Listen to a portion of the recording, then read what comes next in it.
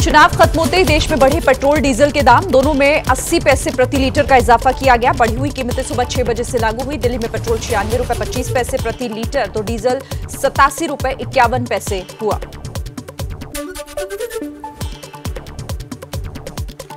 तेल की कीमतें बढ़ने से दिल्ली के लोग हैं परेशान, कहा जेब पर बढ़ेगा बोझ। पैसे बढ़े कभी घटने के तो नाम ही नहीं है, हमेशा पैसे बढ़ते ही जा रहे हैं रोज डेली। पेट्रोल डीजल के प्राइस इंक्रीज होने से कि काफ़ी सारा प्रॉब्लम रहता है हमारा। ट्रांसपोर्टेशन पे हमेशा हमें ज़्यादा पैसा चार्ज करना पड़ता है।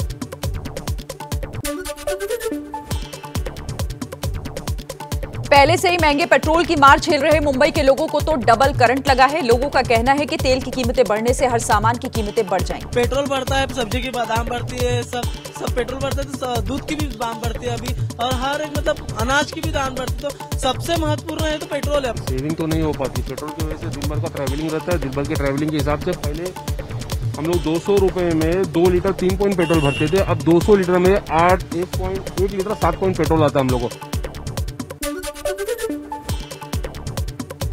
ईंधन तेल के अलावा घरेलू एलपीजी सिलेंडर भी आज से 50 रुपए महंगा हो गया है। दिल्ली में जो सिलेंडर अभी तक 900 रुपए का था वो 950 रुपए का मिलेगा। लखनऊ में रसोई गैस सिलेंडर की कीमत 938 रुपए से बढ़कर 988 रुपए हो गई।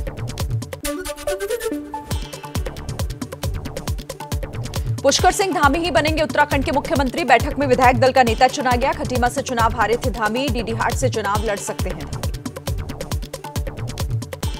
मैं उत्तरधामी को अपनी तरफ से बधाई देता हूं और मुझे पूरा विश्वास है कि इनके नेतृत्व में उत्तराखंड तेजी के साथ विकास।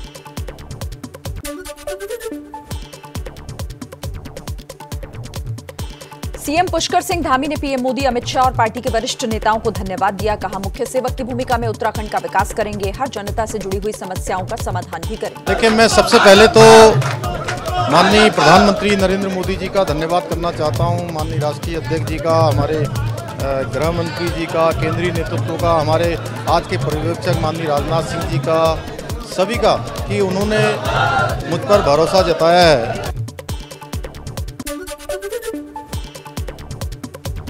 विधायक दल की बैठक में नेता चुने जाने के बाद पुष्कर सिंह धामी पहुंचे राज्यपाल भवन। सरकार बनाने के लिए दावा पेश किया। उत्तराखंड में कल होगा शपथ ग्रहण। दूसरी बार मुख्यमंत्री पद की शपथ लेंगे पुष्कर सिंह धामी। उत्तराखंड का मुख्यमंत्री बनाए जाने के बाद पुष्कर सिंह धामी के आवास पर मना जश्न। समर्थकों ने नाच गाकर किया खुशी का इजहार, पटाखे भी फोड़े गए। नजारा देख सकते हैं, ये लोकल नाच गान हो रहा है और लोग मस्त हैं। धामी जी के लिए भारत माता की जय।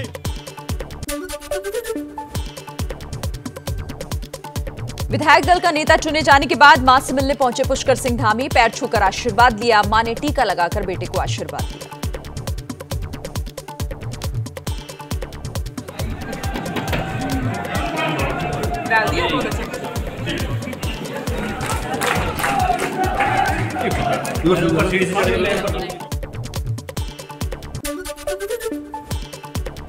चुनाव हारकर उत्तराखंड के मुख्यमंत्री बनने पर धामी को सबसे पहले यूपी के डिप्टी सीएम केशव प्रसाद मौर्य ने बधाई दी। बड़ा सवाल, क्या चुनाव हारने वाले मौर्य भी बनेंगे योगी कैबिनेट में मंत्री? यूपी में योगी मंत्रिमंडल में फिर हो सकते हैं 2 डिप्टी सीएम। सूत्रों के मुताबिक केशव प्रसाद मौर्य के अलावा किसी एक और चेहरे को डिप्टी सीएम बनाया जाएगा।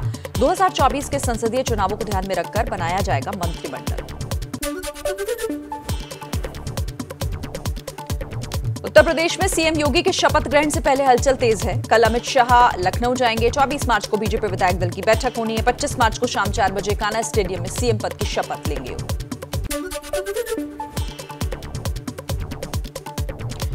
योगी के शपथ ग्रहण समारोह में अखिलेश यादव का जाना मुश्किल। अखिलेश बोले, मुझे नहीं लगता कि मैं शपथ ग्रहण में जाऊंगा और ना ही मुझे बुलाया जाएगा।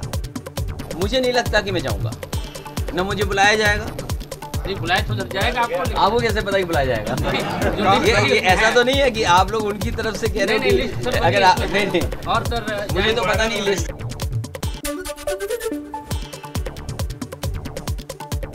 यूपी चुनाव में हार के बाद समाजवादी पार्टी गठबंधन में आरोप प्रत्यारोप भी तेज हो गए हैं। महान दल के नेता केशव देव मौर्य ने स्वामी प्रसाद मौर्य पर साधा निशाना। मुझे बुलाया जाना चाहिए था, वहाँ स्वामी प्रसाद मौर्य को बुलाया गया। उसका नुकसान ये हुआ कि अगर स्वामी प्रसाद मौर्य से जो जुड़ा हुआ वोट था वो तो भाजपा में था। वो चुनाव हार गए हैं इसलिए वो नेता नहीं है। मैं समझता हूँ ये सही नहीं होगा, क्योंकि चुनाव ही है, हार जीत लगी रहती है। प्रमोद सावंत फिर गोवा के सीएम होंगे। पणजी में बीजेपी विधायक दल की बैठक में सावंत को नेता चुना गया। राज्यपाल से मिलकर सरकार बनाने का दावा पेश किया। कल या परसों शपथ ले सकते हैं। अगले 5 साल के लिए भी राज्य विधानमंडल दल के नेता चयनित हो गए हैं। मैं अपनी ओर से, पार्टी की ओर से श्री प्रमोद सावंत जी को हृदय से बहुत बहुत बधाइयां देता हूं। प्रमोद सावंत ने एबीपी न्यूज से कहा, गोवा में पीएम मोदी के विकास मॉडल को जनता तक पहुंचाएंगे, एक टीम की तरह काम करेंगे। उन्होंने मेरा नाम का प्रस्ताव रखा। एबीपी न्यूज से बातचीत में देवेंद्र फडणवीस ने कहा, प्रमोद सावंत के नेतृत्व में सरकार 5 साल चलेगी। मुझे खुशी है कि विश्वजीत राणे ने प्रमोद सावंत के नाम का प्रस्ताव रखा। श्रीमान विश्वजीत राणे, इन्होंने हमारे प्रमोद सावंत जी का नाम लेजिस्लेचर पार्टी लीडर के रूप में सुझाया और 200 लोगों ने उसको अनुमोदन दिया और एक मत से या सर्वमत कह सकते हैं, उससे प्रमोद सावंत ये चुने गए। लगातार दूसरी बार मणिपुर के सीएम बने एन बीरेन सिंह। राज्यपाल एल गणेशन ने मुख्यमंत्री पद की शपथ दिलाई। पीएम मोदी ने दी बधाई।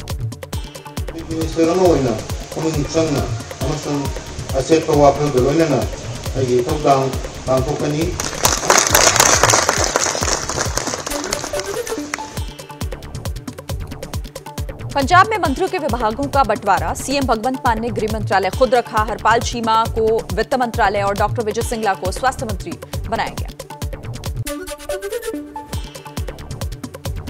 पंजाब की मान सरकार के 11 मंत्रियों में से 7 मंत्रियों पर आपराधिक मामले। 9 मंत्री करोड़पति। चुनाव सुधार के लिए काम करने वाले संगठन एसोसिएशन फॉर डेमोक्रेटिक रिफॉर्म्स की रिपोर्ट में खुलासा।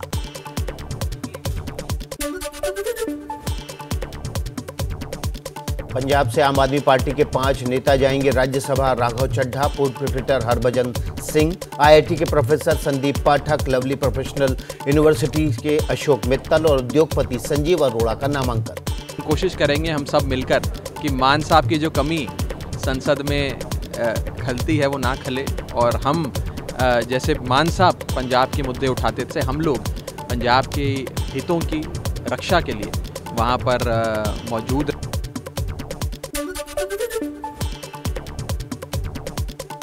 यूपी में एमएलसी चुनाव के लिए नामांकन के दौरान कई जगह हंगामा और मारपीट। समाजवादी पार्टी ने बीजेपी कार्यकर्ताओं पर अपने उम्मीदवारों को पीटने का आरोप लगाया।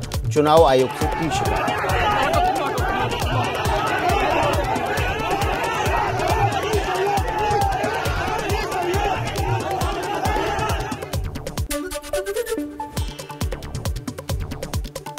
यूपी में बीजेपी नेता नरेश अग्रवाल का अखिलेश यादव पर निशाना। कहा, ऐसी राजनीति करने वाले कभी कामयाब नहीं हो सकते। हरदोई में बीजेपी के एमएलसी उम्मीदवार का नामांकन दाखिल कराने पहुंचे थे नरेश अग्रवाल। तुष्टीकरण की राजनीति करने वाला इस देश में कभी विजय नहीं हो सकता है।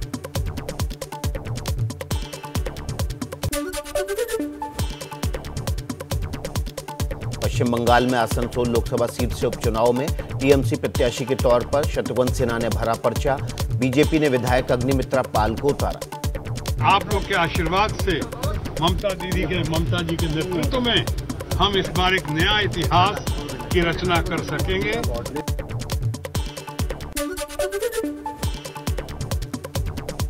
बीजेपी छोड़कर टीएमसी में शामिल हुए बाबुल सुप्रियो ने बालीगंज से किया नामांकन। पश्चिम बंगाल में 12 अप्रैल को होगा उपचुनाव, 16 अप्रैल को आएंगे नतीजे। 4 राज्यों में हार के बाद गुजरात विधानसभा चुनाव की तैयारियों में जुटी कांग्रेस।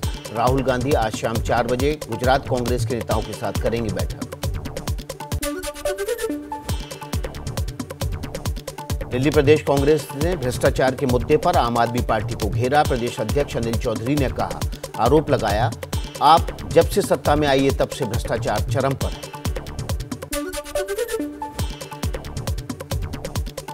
ड्रग्स केस में गिरफ्तार अकाली दल के नेता विक्रम मजीठिया की आज कोर्ट में पेशी। न्यायिक हिरासत आज हो रही है खत्म।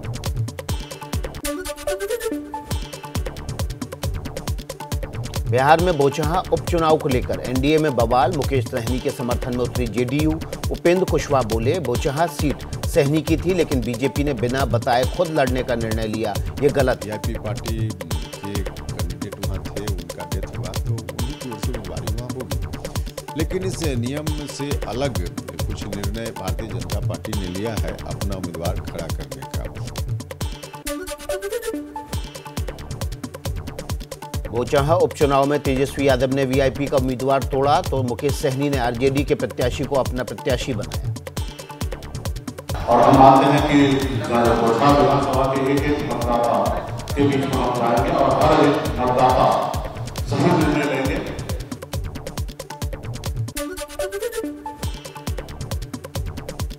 राष्ट्रपति ने देश की 64 विभूतियों को दिया पद्म सम्मान।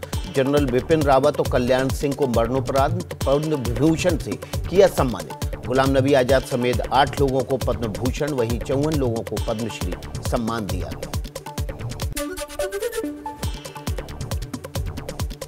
पद्म पुरस्कार लेने पहुंचे 126 साल के योग गुरु स्वामी शिवानंद का वीडियो वायरल। पीएम मोदी के सामने किया दंडवत प्रणाम। पीएम मोदी भी अपनी कुर्सी से उठकर शिवानंद के सम्मान में झुके।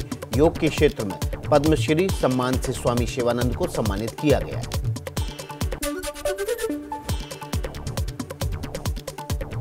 दिल्ली के 7 अस्पतालों में मरीजों की देखभाल कर रहे परिजनों को मिलेगा मुफ्त भोजन। प्रसादम रथ के जरिए राम मनोहर लोहिया, सफदरजंग, लेडी हार्डिंग समेत 7 अस्पतालों में पहुंचेगा खाना। देश में एक दिन में कोरोना के 1500 के करीब नए केस, 34 मरीजों की मौत। कुल एक्टिव केस अब घटकर 25,000 रह गए।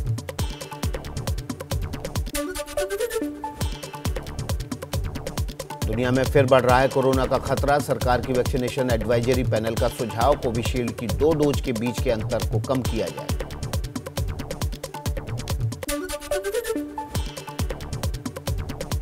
कोयला घोटाले में ममता बनर्जी के भतीजे और टीएमसी महासचिव अभिषेक बनर्जी दिल्ली में ईडी के सामने पेश हुए। उनकी पत्नी से भी ईडी करेगी पूछताछ।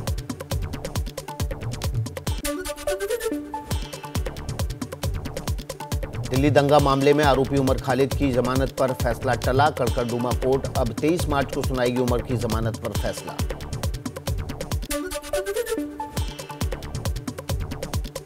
नवजोत सिंह सिद्धू से जुड़े रोड रेज के मामले में सुप्रीम कोर्ट में 25 मार्च को सुनवाई। पीड़ित परिवार ने सजा बढ़ाने की मांग की है।